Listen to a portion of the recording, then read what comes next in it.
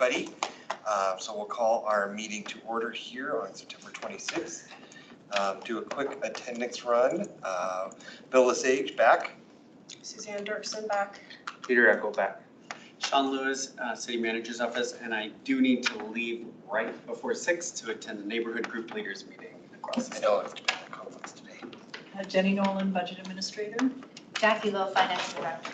Tyson Thornburg, Budget and Financial Analyst. Tim Dodd, Deputy City Manager. Steve Ward, Council Liaison. James Horan back.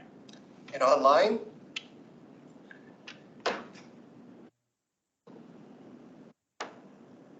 Go ahead, Tim.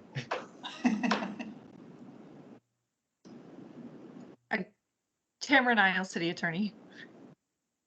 Sean Weisky, Human Resources Director. all right, thank you.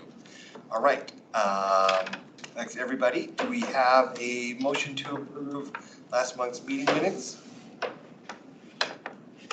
I'll move to approve. Thank you. Do I have a second? Second. Thanks. All in favor? Aye. Aye. Any opposed?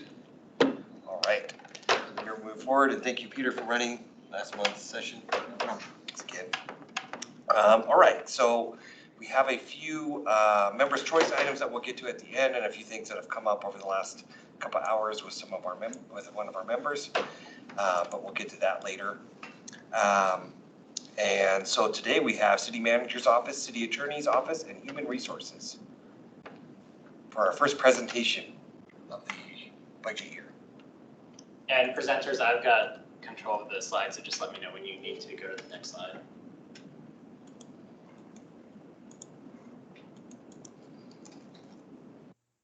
Tim, would you mind talking about the outcome? Yeah, thank you, Tyson. So I think I really appreciate the request that you all had this year of doing performance metrics as part of individual presentations, because I think that's a really big connection point to the strategic plan. Governance is the first section that you'll be addressing. I think the key thing about governance is that even though on our plan it's kind of shown parallel side by side with the other 6 areas, it's really foundational. Tomorrow, actually, we're going to be recognizing our IT, finance, and HR departments. We do recognitions throughout the year. As you know, there's national, different days, different weeks, different months. And so the ones for IT, finance, and HR all happen to be in the fall, mostly in September. So we're recognizing them tomorrow. And in thinking about what I was going to say tomorrow, I really want to emphasize what I'm going to share right now, which is, whatever we do as a city, right, whether it's delivering clean water or cleaning streets, or making sure our city is safe, none of that work can be done, right, without finance, HR, IT, and also the city attorney's office, city manager's office, and city clerk's office. And so I really would encourage you to think of governance as really the foundation on which the rest of the strategic plan is built.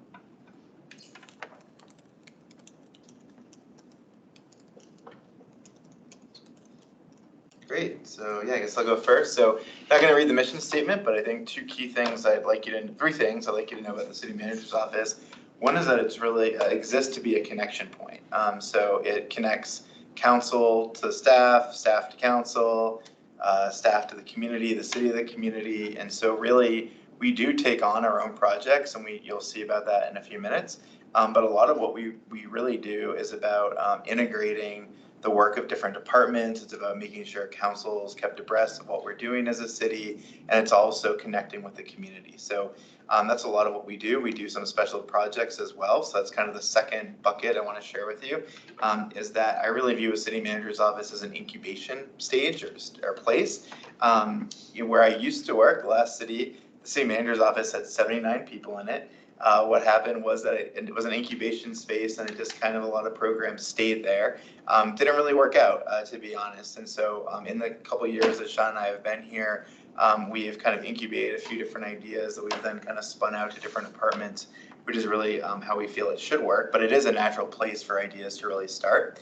The third thing I want to share with you, and I think you're all aware of this is the first year you're going to see this presentation separate from the city clerk's office.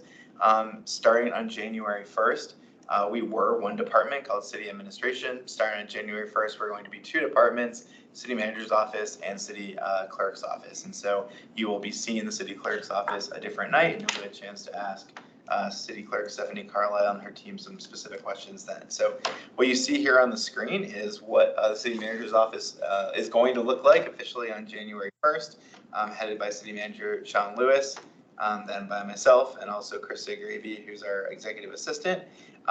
Mel England, this is a program sustainability that we've had now for about 1.5 years in the City Manager's Office. I think it's been going well, but probably in a couple of years, or a year or two, might be time for kind of figuring out where this could spin off in the organization. And then I want to point out to our data analytics team, this is actually part of it's a relatively new division. It was part of our IT department. It still exists in the IT department budget. However, we globally thought it would make sense because we're trying to elevate performance metrics using data to drive decisions, that it would become part of the City Manager's Office, at least for the time being. So it is kind of a unique situation where you will see them budgeted in the IT department. They sit in the IT department offices, but they do report directly to me, and they have for a few months. And I'm going to talk more about that later. Next slide, please. Yeah, so there is our office. You see a lot of positions, but really there's only about 6 permanent ones, city manager, deputy city manager. And I do want to point out, I did a quick analysis of other cities in the metro area, and we are relatively lean for an executive team for our size. For example, the city of Lone Tree is less than half the size of Inglewood, and it has a deputy city manager, an assistant city manager, an assistant to the city manager, and I think 2 analysts. The city of Littleton, which is about 10,000 people bigger, 12,000 people bigger than Inglewood, has a deputy, 2 assistant city managers, and an analyst. And so we're proud, I think, of our strong team, but just wanted to point that out. So we did request, and thank you to council for funding, a limited term pilot for a management fellow. Management fellows are becoming more and more common across the metro area, but also across governments in the United States. It's usually an opportunity for a very promising person who just graduated. Almost always they just graduated from a Master's in Public Administration or a Master's in Public Policy, MPA or MPP program. And really they do this usually for a year or 2. And it's really, I'm excited about it because I think it will help kind of move the needle on becoming more proactive than reactive. I think we've been very proactive, but we definitely have a lot of things that will pop up day to day. In this position, which is not a huge ask financially, I think will help provide some capacity with some of the major programs and initiatives that we want to move forward. Next slide, please. Great, so these are some of the metrics that you see. I'm not going to go through all these in detail. The 3 that you see here on screen are ones that are specific to the city manager's office. There are a few others that are specific to sustainability. These really, right now, they're measuring, the first one really measures how, and we definitely want a better metric over time, but it's basically measuring the efforts, and really they're Sean's efforts to try to really build a strong workforce culture and to make sure employees are engaged. The second one really speaks to our efficiency and effectiveness in responding to requests from council and in a sense requests from the public. We have a council request tracker. Happy to answer more questions about it later. Won't go into detail now, but it really is a great way of kind of monitoring requests that council members have and how we're responding to them. And then finally, the last one really is a measurement of our community engagement. We started 2 years ago almost this program called Elevate Inglewood. It's kind of like a Citizens Academy to engage community members, and so we want to measure that progress as well. On the next slide, you see 2 involving sustainability. What's really important to point out is that we have about 30 metrics involving sustainability, but most of them are tied to specific departments. So I'm just highlighting the 2 right now that our sustainability coordinator, Mel England, is tracking. However, you'll see many more of these across departments throughout the year. The next slide is one that Finance prepared for us, so thank you, Finance, which shows our funds return to fund balance, which was pretty minimal this year of 72,000. And I know, Tyson, we had talked about the specific reason. I don't remember it off the top of my head. Do you remember? I can find it somewhere, but. No, it is also slipping my mind. No worries, but yes, it's a pretty minimal amount. Great, so we'll go on then to our accomplishments. So I just wanted to kind of hit on some highlights. On the top level, you kind of see the category, and then below that, you see some other things. Room reservation systems, so this is something that kind of fell into my lap.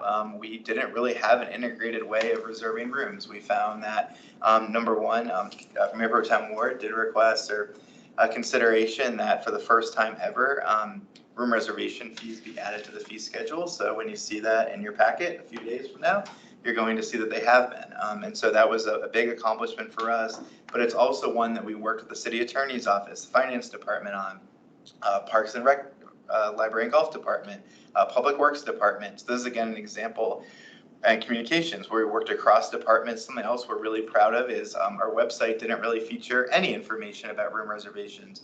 Now we have a very detailed room reservation website that has photos of each room, details on how to reserve the room. May seem like a small project, but really this was a pretty big lift, and one that was really important because we want to be transparent in how we do this. The internship program, and thank you again to council for supporting this, I think was a huge success. We had 16 interns across all but one department, which we're very proud of.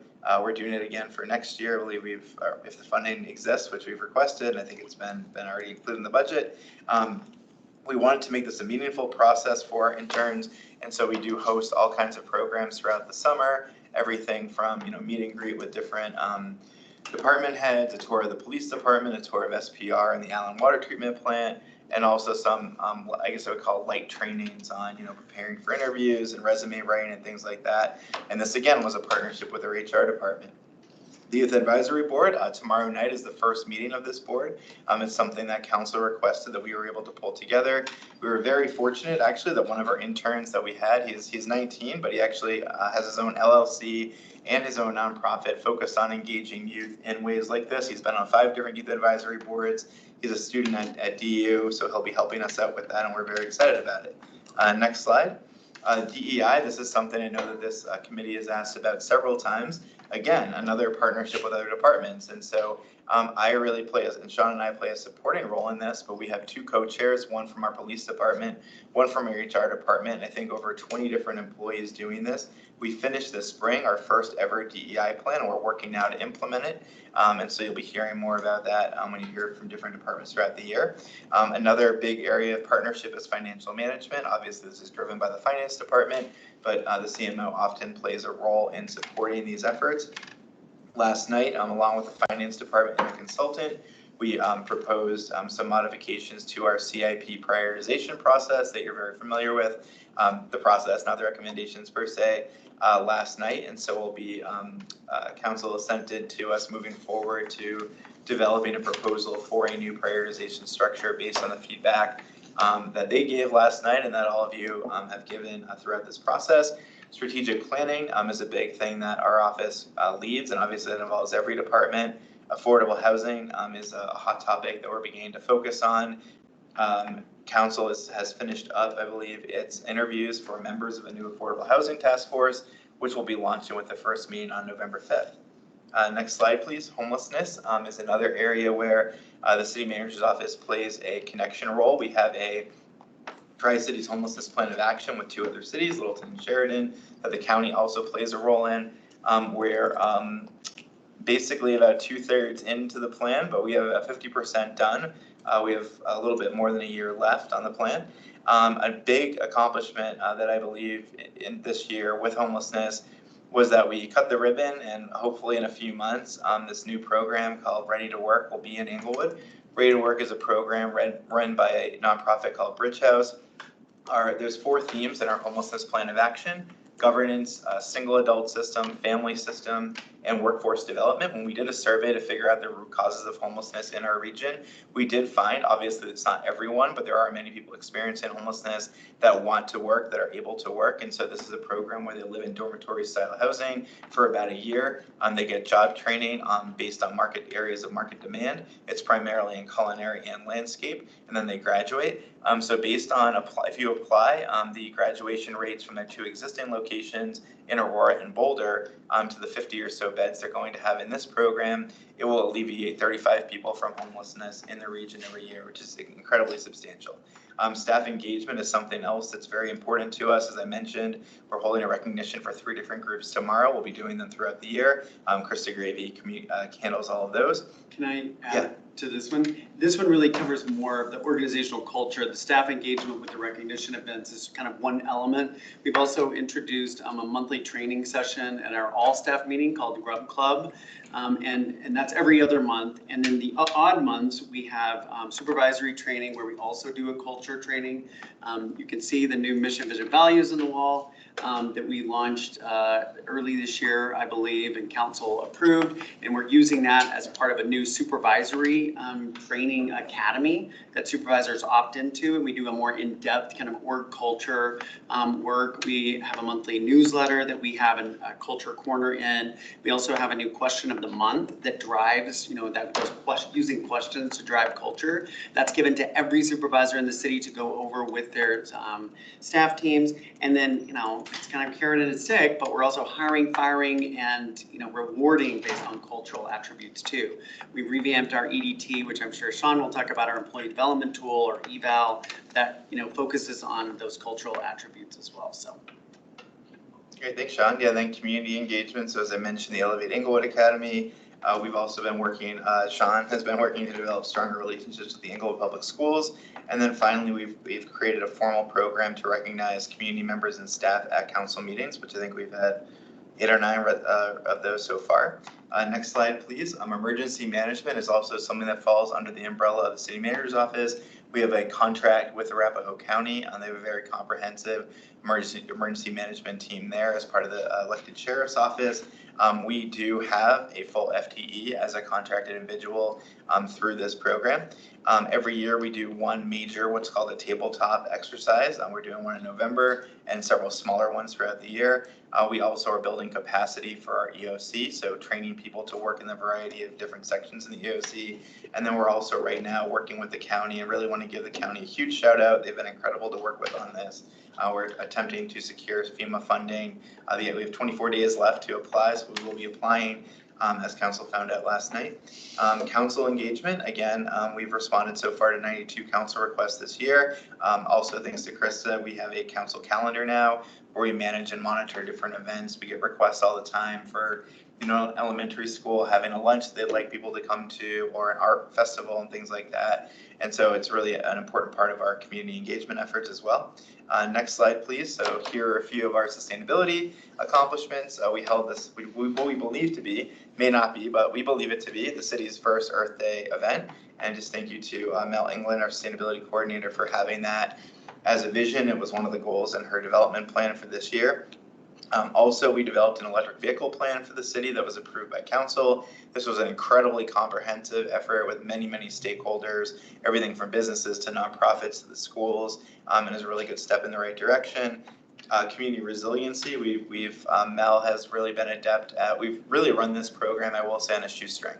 In addition to Mel's salary, and she's a 0.8 employee, we have a $7,000 budget for this program. And so I think we've really been doing a great job. Mel has done a great job, I haven't, about finding different grant opportunities and technical assistance programs. The state really has in the last few years spun up many, many, many different programs to help cities and towns and communities with sustainability efforts. And so we started a turf replacement program that was with a grant that Mel got, also a garden in the box program that Mel started with the grant program. We also hosted a resiliency workshop. Resiliency is kind of still a buzz term. It really was big maybe about 10 years ago, but really resiliency kind of is I wouldn't say necessarily a merger of sustainability and emergency management, but it's really a different approach to bouncing back from emergencies, one that's holistic and one that we're working on. So Mel did that with our contract emergency manager.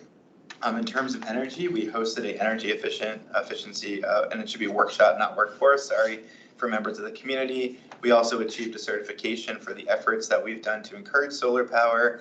We also, Mel is working on this very comprehensive low-income outreach program. Next slide, please.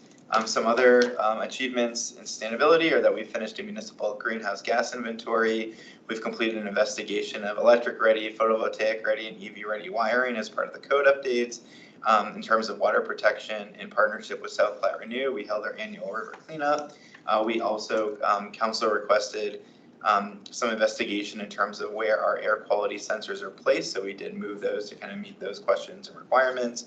We also, every year, we just did this, we host annual hazardous waste day events, which Mel is really looking into some new great opportunities on how to do this better for next year. And also the leaf drop events are coming up. We also established a compost program that's located at the Englewood Recreation Center that anyone in the community can join. It's $15 a month.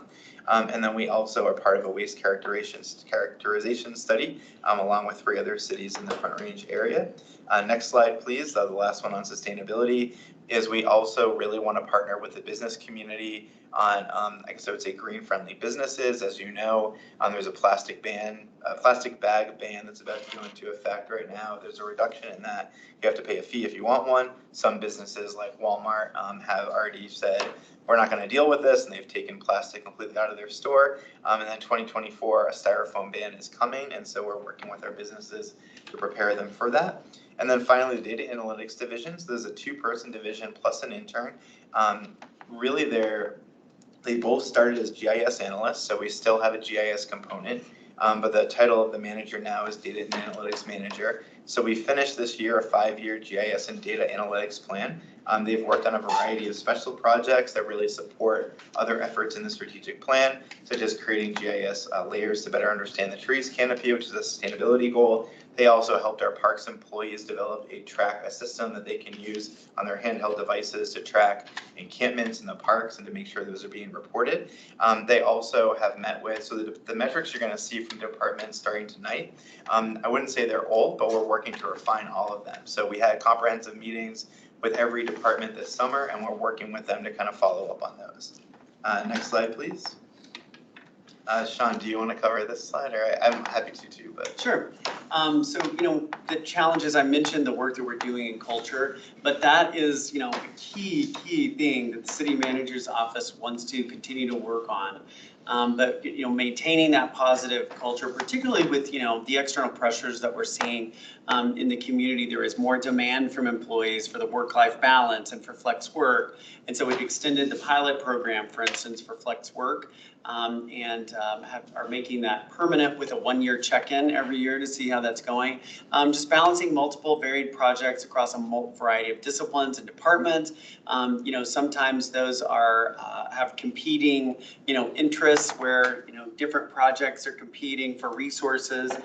Sometimes, council, gives us a project, like the Youth Advisory Council was a good example of something that was not on anyone's radar, and then we're off to the races, creating a new youth advisory board for council for that project.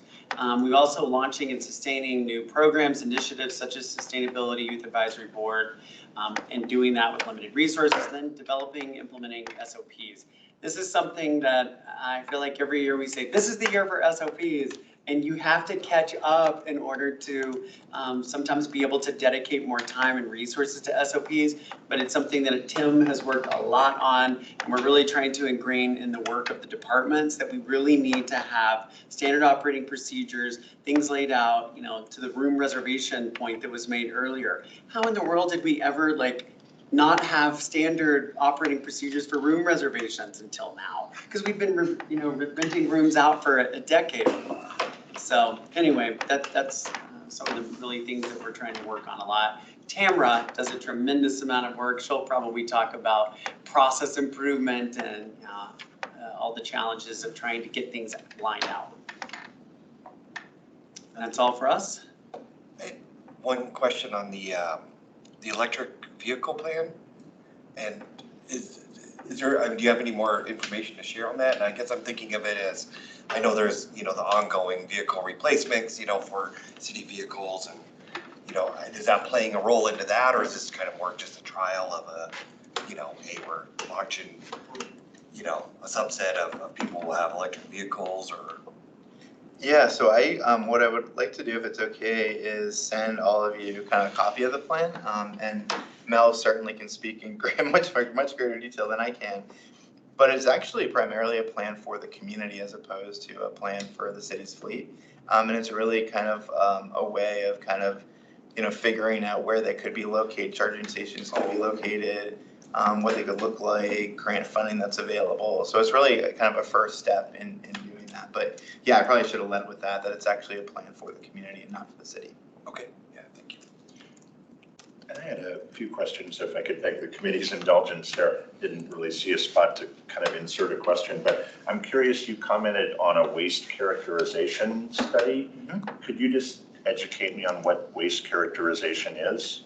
Yeah, so essentially it's understanding what goes into waste. So one of the things that we found when we just, so for example, waste management, I think handles the waste for the city. And when I say city, I mean like city buildings. And so we were able to get data from them basically showing contamination rates, rough percentages of things that could have been recycled that were thrown into regular trash. And so that's really what a characterization study does, is it kind of looks at, what types of things are being thrown away, are things being thrown into recycling that are contaminated, what does the volume look like in different areas, different regions, things like that. And then I was also interested to see we're sharing a sustainability coordinator with the city of Sheridan, and I'm always intrigued when we do kind of cross-municipal efforts like that. Does that mean that we'll be doing some of those initiatives or efforts with the city of Sheridan, or? Yeah, that's a great question. So, I mean, they're in a different place than we are. They're about, not, I hate to say like, oh, a city is so many years behind, but in terms of a sustainability plan, they just approved theirs last night. We approved ours in 2021, so they're about 2.5 years in that regard. But yeah, so things like the Hazardous Waste Day, that's already done in coordination with them. Some of the programs that we've been doing and want to do in the future involving Arbor Day and tree plantings. They had their own program, but we're looking to kind of figure out what the synergy is around that. So yeah, I think we've already kind of done a few, but I think there's definitely room to do more in the future. And it's worked out really well. So she is a full-time employee of the city of Inglewood, but Sheridan pays for one of her days. So she's there every Tuesday. She participates in their events. So there's a Celebrate Sheridan event on Saturday. She'll be there. And like I said, she was at the city council meeting in Sheridan last night where she got their plan approved. Awesome. And then last question, I promise.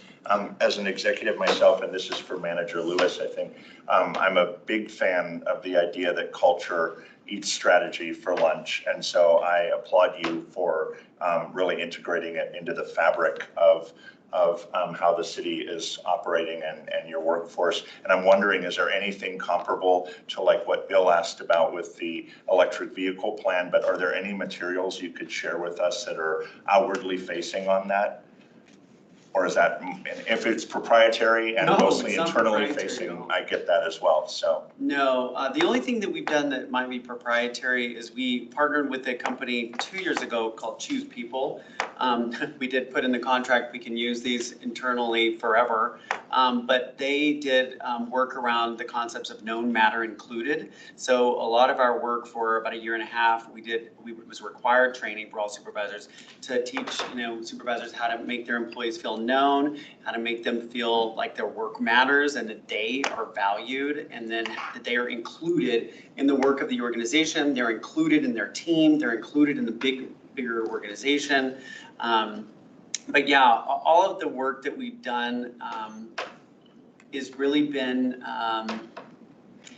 I get to your point, maybe we need a culture plan instead of just these ongoing initiatives that are in mine and Tim's heads that we see the big picture, but yeah, maybe we should put that in That's our writing. culture plan. I know, the mission values was a huge leap forward in our, plan for culture. But I would say all the other stuff that we do we have a cadence for how we do it. These recognition events are part of culture.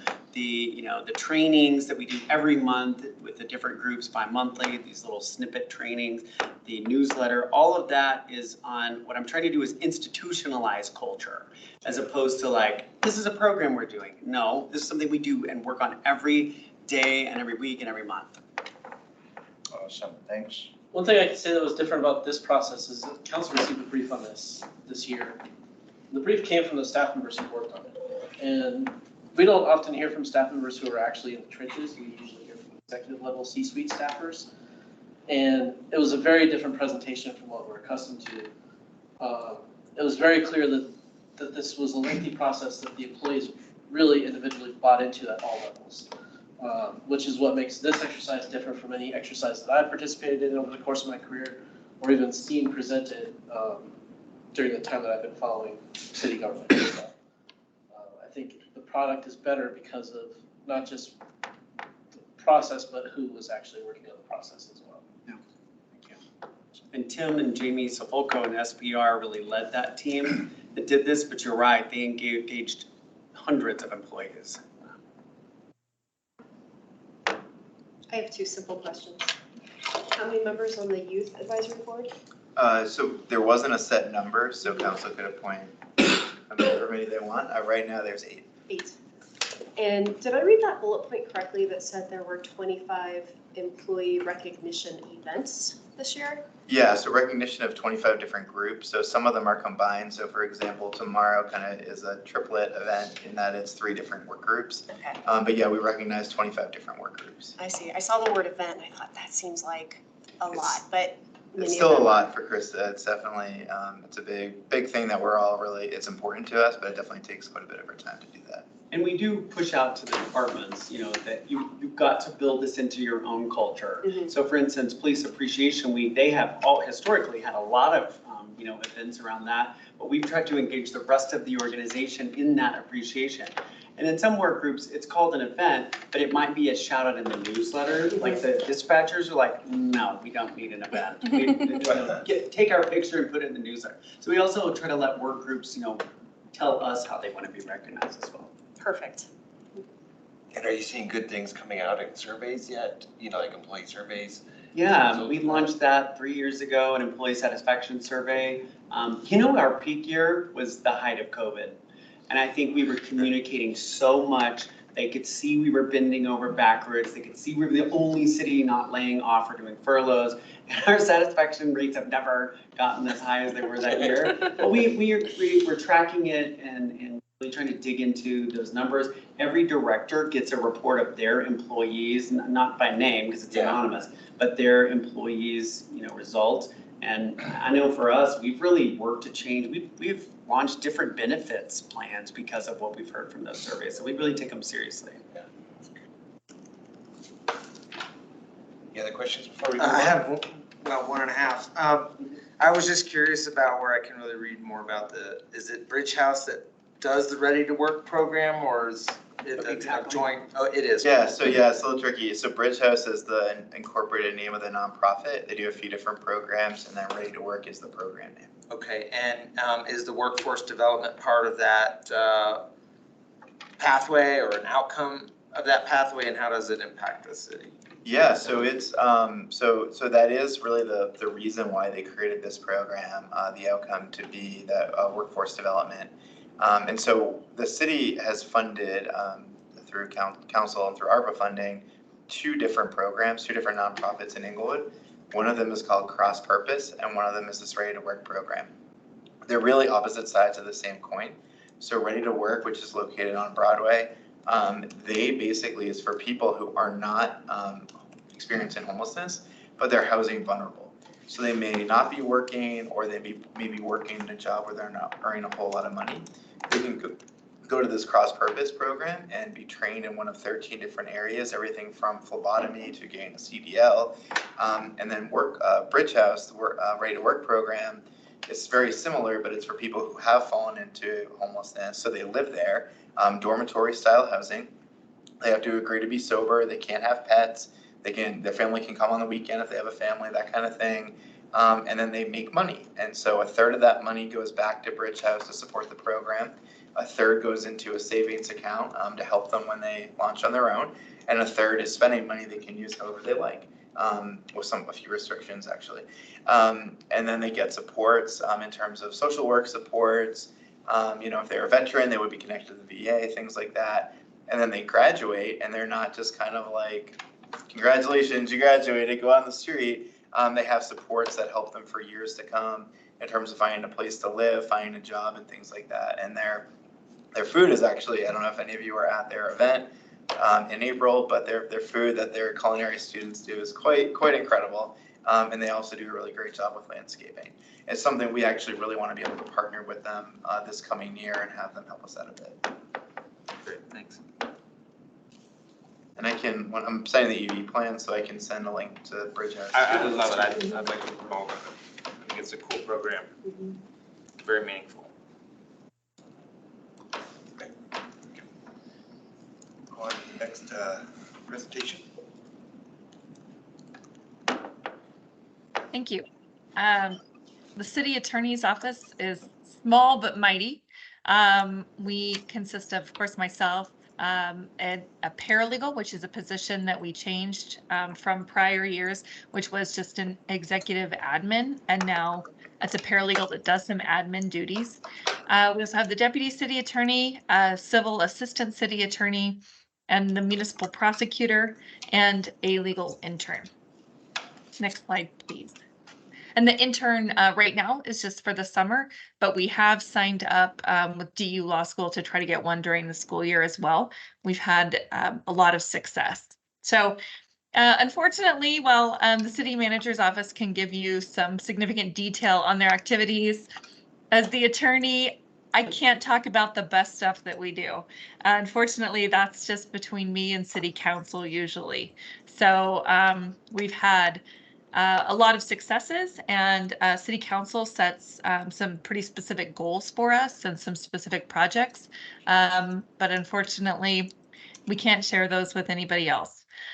We did work with Tim Dodd though, and we discussed back and forth establishing some metrics that would be suitable for public distribution, possibly for risk management or for some other things that aren't necessarily tied to attorney-client privilege.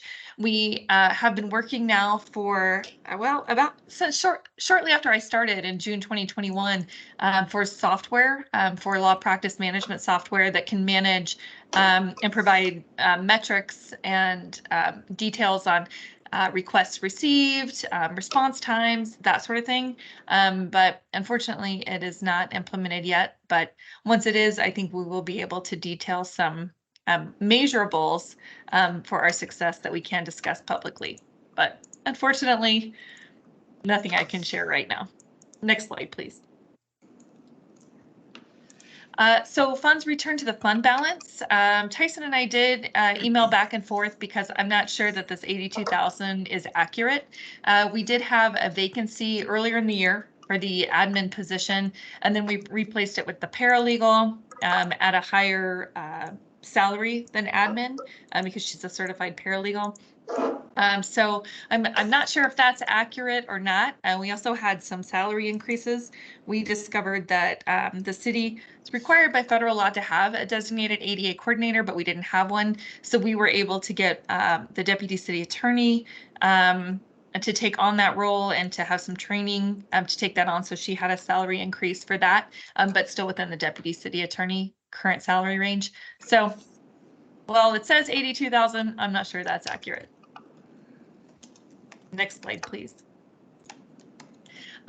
So our major 2023 accomplishments, we did have some cost savings through the internship program and the reorganization. We previously had a prosecution clerk. The prosecution office used to be both paper and electronic, and by going solely electronic, we were able to eliminate the prosecution clerk position because she mostly did the paper side of it. We also completed quite a bit of work in-house. This was a request from City Council. Prior city attorneys outsourced quite a bit of work, but we completed things in-house that previously we weren't able to do, such as a workplace investigation solely in-house. Also analyzed all involuntary separations, completed the Colorado Equal Pay Act audit, which makes sure that we pay our staff equally without gender-based discrepancies or disparities. We did draft a city real estate manual. When Sean mentioned processes, this is also listed as one of my challenges, is that the city just hasn't kept up with best practices and process improvements over the years. And so one of them was no one really was sure who had responsibility for real estate transactions and contracting and where that lives, who has the final contract, who ensures compliance. So we did draft a real estate manual that is has been reviewed by the leadership team, but we've been requested to make some pretty significant modifications, so it's not final yet. We did provide sales tax audit support to the finance department when they were short-staffed. We resolved grievances with HR regarding the collective bargaining units. Of course, the legal review and edits of Title 16 Code Next, which was just passed on second reading last night. The deputy city attorney attended the DU business leadership workshop to increase her leadership skills. And we also prosecuted, well, when I wrote the slide was just one, but I believe now it's 3 administrative admin hearings. Next slide, please. Oh, and there's more. We have drafted quite a bit of legislation, more than prior years. This is because we are working on a project to update municipal code. And so we are slowly working on that, and then we'll start an entire project.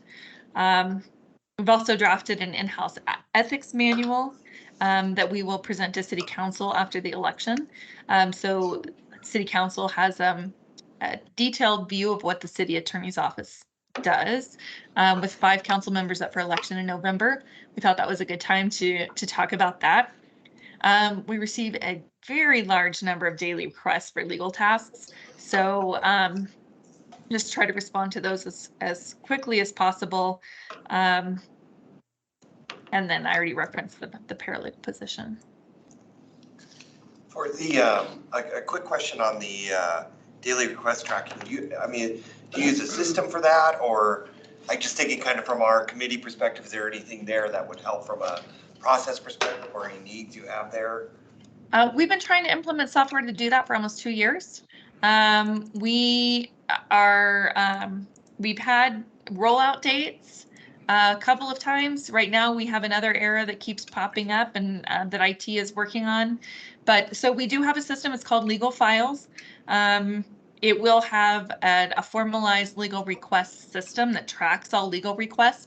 And tomorrow, in fact, we're having the training on automatic document templates that can be created based on a request that's an online fillable form for a legal service. So we will be able to track that. I'm really interested to see where most of the requests come from which departments, and what those requests are, because right now we have 4 attorneys and people just email us individually directly. And so it causes an issue as well when I see, for example, a contract on the city council agenda that I've never seen, and I'm not sure my office has reviewed it. There's 3 of us that review contracts, and if I didn't do it, then I have to send out an email and ask everyone, have you seen this? Did you write this resolution? Did somebody else? It will automate all of that and eliminate that. And it's always our goal to do more with the same number of resources. And once the software is implemented, it should do that. We will have a button on SharePoint. We'll be able to provide a link for in-staff legal requests, and I am ready to roll it out. It just seems like there's just one more issue to fix, and it's been that way over and over for the last couple of months. Okay, thank you.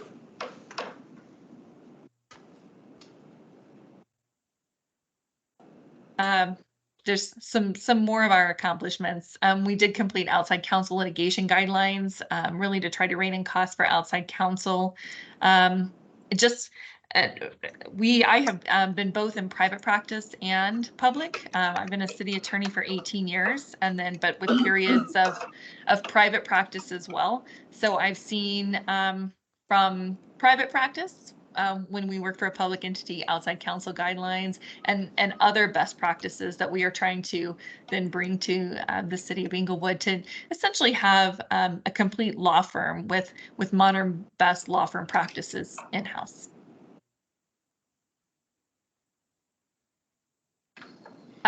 So here it is. I already laid the groundwork for that. Obsolete processes, procedures, policies, codes. It's a big lift. And when Sean said that I could probably come up or probably discuss more process improvements, I made a long list as he was talking of things. But then as I looked at them, quite a few are potential liabilities for the city, so I don't think I should share them here. But just know we have identified them and we are working on them. As a department with only 3 civil lawyers, we're trying to respond to current legal requests, but then also fix these longer term issues by establishing processes and procedures. So it's a big lift, but we're moving forward. And then, so my staff faces some significant overwhelm. It seems like the more legal work we do, the more people request legal work. And we try to have a very short turnaround time. So I tell my staff, good work begets more work. So I try to tell them it's a sign that city staff trusts us if they ask us to do more legal work. But we're hopeful that after this recall election and then the November general election, that we can slow down and breathe for a minute, get caught back up. Next slide, please. Oh, that's it. Already to the end. I welcome any questions you have. Questions? On the staff overwhelm, is it resourcing? Is it just the work and the things that have gone on this year, or just a combination of it all, or? I think, especially in the last probably since the beginning of summer, it's been more politically based, because the majority of my time has been responding to recall, referendum, initiative, election. So that took my time instead of all the things that I'd planned to work on this summer, which was risk management, code beginning to end review, and potential overhaul. So the longer term projects that we wanted to work on, instead we just had to push it aside and focus on the issue at hand. Yeah, that's kind of what I was guessing, but yeah, thank you. It's an election year. Yeah. Any questions?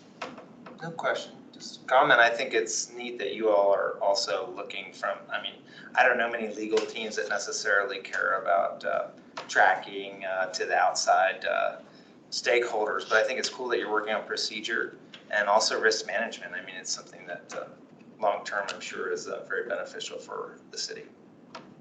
Well, and I have a stake in it too. Not only will it save the city money and make it a safer place for both citizens and employees, but the more claims and litigation we have, that my office responds to those. So if we can be proactive to reduce those numbers, that means we then can focus on those larger projects that need completion. Awesome. Anything else? Thank you. Thank you. All right. Good afternoon, everyone. So I'm the Sean Weisky, the HR director. So jumping into the department overview, our mission hasn't changed over the last couple of years. Essentially, it's to provide the whole gamut of HR services to the entire city. It includes policy development, recruitment, benefits, compensation, training and development, and employee and labor relations. The next slide. So here's our department structure as it stands today. So as you see, we have 3 separate divisions within HR. However, I do have the entirety of the department reporting directly to me as right now. Next year, we have made some budget changes so that I can have an HR manager replace one of the HR business partners, one of those positions. So that way I can focus more on the strategic side of HR as opposed to managing the day-to-day operations of HR. All right, so department metrics. Right now, we only have 3 that we currently track. I am proposing to eliminate one of the ones that we are currently tracking, which is the percent of new new position requests with a business case. In my opinion, my philosophy, every single request for a new position should come with a business case, and that we shouldn't accept position requests without a business case. To me, tracking that, it should always be 100%. The percent of supervisors who participate in supervisory training program. There's not enough data right now to provide a meaningful metric. We literally just launched a training program 3 weeks ago. We have not even had one full cohort go through the entire training program. So there's not enough data as of right now. However, we do have 26 supervisors currently in that program going through it in this first iteration of the training. The percent of positions filled internally. We are currently working with IT to ensure that UKG is fully optimized. Right now, we don't have an easily accessible data report to run out of our system right now. So once UKG is done with our current optimization program, which we're going through right now, we should be able to have those system capabilities to more easily track positions that are filled internally versus externally. But as of right now, we don't have an easy way of tracking any of that information. One more mention on the department metrics, if I can just go back to that. As Tim mentioned, he did meet with all of the departments over the summer, and I had suggested, I think there might have been 10 to 12 different metrics that I would like to see. So hopefully this slide will be more robust come next year or the following year, and we'll have a lot more metrics that we can report on for you. All right, so funds returned to the fund balance. And similar to Tamara, I have been having conversations with finance as recent as last week about my fund balance. We do have a couple of funding issues as far as where some of my positions are being funded from. I have 2 positions being fully funded from the general fund, and some of those funds should be coming out of the employee benefits fund and the risk management fund. So this under 25,000, I'm not sure how accurate that actually is. Once we get all of that reallocated, we should be okay as far as the fund balance is concerned for the general fund. All right. Major accomplishments. So I'm sure you've remembered from years past, HR has never been fully staffed since I've been here in doing these reports. I'm happy to report that for the first time in the last 3 years, we are fully staffed in our HR department. So we're actually able to start kicking off some of those really important initiatives that we've been wanting to do. As I just mentioned, the Supervisory Training Academy, we've developed that. And we've launched it 3 weeks ago, and it's been getting a lot of great reviews. We built out the employee leave program, which really had nobody monitoring that. That is our ADA compliance, compliance with with FMLA leaves. So we have somebody now who is dedicated to that, and so we have started to build out that program to ensure we are in compliance. As Tim mentioned, we helped establish the city's first formal internship program. We implemented an inflationary adjustment for employees in May, and that was retro back to the beginning of 2023. The reason this is on there is a major accomplishment. As I mentioned, our systems are not fully operational as of right now with the way that they're configured. And this was a manual process. My staff literally had to go through every single employee and manually calculate what that retroactive payment was. So this was a major, major lift by my staff. So that's why it's under the major accomplishments. We've established regular, which are monthly lunch and learn trainings. So this is a training where people can get together during their lunch hour and learn about a topic of interest that they have. So we have different topics every month for employees to come and get that training. We negotiated a recognition of Juneteenth starting in 2024 with the city's labor unions. So we're excited about that and being able to start recognizing Juneteenth. We revised the sick leave policy to allow the rollover of unused sick leave hours. This was a major operational challenge for a lot of our departments, especially I know Parks was having a lot of issues toward the end of the year. We had a use it or lose it sick leave policy. So employees would, we would see a rise in sick leave toward the end of the year with employees that still had sick leave balances. To mitigate that operational issue at the end of the year, we allowed the rollover of unused sick leave hours. So hopefully, as we get into November, December this year, we're not going to see that same impact to operations that we have in the past. And we've also enhanced the salary continuation program to include baby bonding and tied that usage to concurrent FMLA utilization. That way we know that there's a valid medical claim to coincide with that salary continuation. In case you're not aware, the salary continuation program was implemented back in, I believe, 2020 to replace the short-term disability insurance that the city used to have.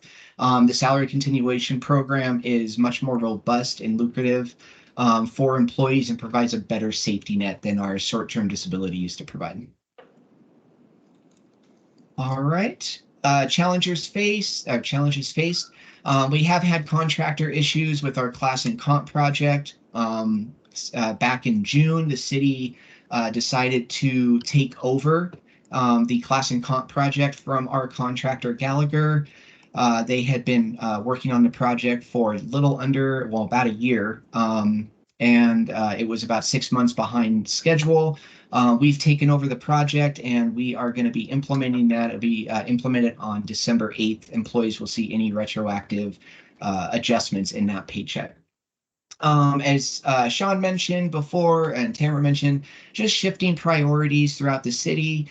There are times where we think we have a plan, and then there's a directive that we're going to go a different direction. However, that other item that we were working on doesn't go away. It just gets placed on the back burner, and then we continue to work toward that as well. So it's always going to be a change. We need to be nimble, and my team understands that, but it is always a challenge with shifting priorities. As I've mentioned, our IT systems with UKG and Tyler New World. The UKG configuration and programming challenges really prevent our efficient utilization of that system. We're unable to pull effectively reports out of that system that are useful without doing significant cleanup, which almost makes the report renders it useless by the time we get to that point. We might as well have just done it manually. Tyler New World, UKG and Tyler New World, Tyler New World is our finance system. They don't communicate, so my staff are constantly doing double entry on a regular basis. So they're having to enter the same information both in UKG and Tyler New World, and it's a major pain point for my staff. And I believe that's it. I know Peter's got a question here. Sure. How long have we had UKG, and does it need to be replaced? Yeah, it's a great question. So as far as needing to be replaced, I would need to defer to IT on that, but we've had UKG since 2020. What we found is that really the genesis of at the beginning of the project, it was just not configured correctly. So right now, my team is working with IT and UKG on an optimization plan. We've gone through and audited many of the processes that are in UKG, and they've come up with recommendations on how to make the system work for us. So we're trying to go through that process first before we scrap UKG and start anew. That would be a major project.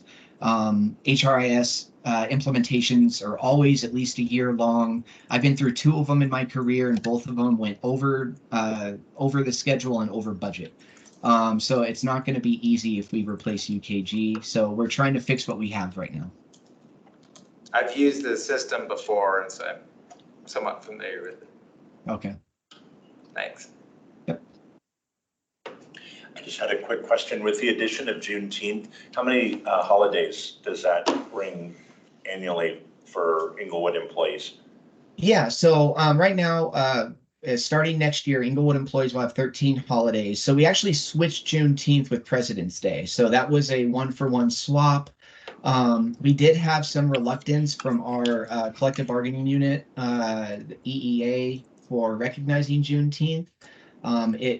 Unfortunately, it was a big lift to get that negotiated. And in order to get them to agree to that, we provided a floating holiday as well. So, and we're actually terming it a cultural recognition day that people can utilize when, they want to use it for their birthday, or like yesterday, Yom Kippur.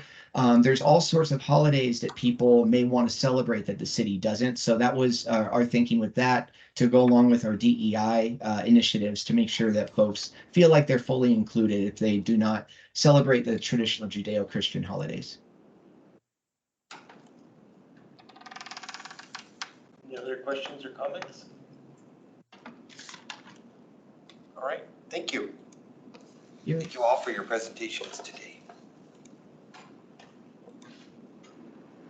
Yeah, it was Tyson, that was the last presentation, right? Yep. Mr. Chairman, are you okay with the city attorney and HR director? I'm sorry? Are you okay with the city attorney and HR director leaving? Yeah, no, I think we're good. Thank you, everyone. Feel free to drop. Thank you. Thank you. Take care. All right. So we'll move on to members' choice. Next meeting, a week before Halloween. So we'll all be in costumes, I'm sure. Right. I'd love to see that. Could. Might make a newsletter or something. So boards and commissions training, I have mine sitting at home. I meant to bring it. I could scan it in and email it to you. That's better. That'd be great. I forgot mine too. I was like, I need to, and I had it there, and then I was like, I walked out without it, so. I can get that, but all of us, reminder, if you haven't gone through the video and the links that Jenny had sent out a while ago, please do so, and then get the checklist in, so we're signed off on that. Do you need that, like, now? You needed that like a month ago? Yeah. Yeah, because it was August. So as soon as so I think possible, that'd be great. I know I messed up on that, so. No As one of worries. the delinquent members, could I ask that you resend that? To the link. Yeah, just so I can quickly Delinquent members. address That that. was on the forefront of my mind I- up until I- the deadline, and then I forgot about it. Life happens. Life. Oh, good, I'm in good No, it wasn't company. life. That was, Yeah, negligence. thank you for your patience, Jenny. Oh, absolutely. No. I had a couple items to bring up, but does anyone have anything before I do? You want to mention? So we did get, just a couple hours before this meeting, a notice from Josh. He is resigning. He said he is, life is just too many conflicts and such. He did say, if needed, he could, stay on for a little bit longer to help bridge any gap. So I know Jenny's already been kind of checking into what the process looks like with that. He had offered to be like an alternate member, but it sounded like that's not really an option, so. No, unfortunately, in order to start the process to fill his vacancy, he'll have to resign, and then we can move Jay up as the regular member. Yeah. But you can't move a regular member down to an alternate member. So. And then will we then post for an alternate member, or will that wait until the next cycle? It will be the next cycle, so I think they'll be accepting applications in October. Oh, okay, And so then pretty soon the then. position will be filled by January. Okay. January. Okay, so, that'll be going on here over the next, session. Jay was he couldn't make it today, but, and then I think potentially in the future, one of our own here is running for council. So, that could be something that we need to, depending on how that goes. I've heard there's an election going on. Yeah. That could be something we need to, look at as well, so. Just throwing that out there. And then the only thing I had, and I've only gotten about halfway through of last night's study session, but there was some, I'm kind of where they're reviewing the deck of the SIP prioritization, feedback from the console company. But interesting stuff, process-wise definitely impacts us, being kind of at the forefront, I think, of some of that being the back committee. So worthwhile to listen through, like I said, I'm still making my way through. And then you did budget presentation last night and talking about next year, right? August financial last Yeah. night. EDDA presented their 2024 budget. Yeah, so good stuff in there. Like I said, I've made it through, but starting to. That was all I had. Does anybody have anything else? All right, then we're adjourned. Thank you all. Thank you.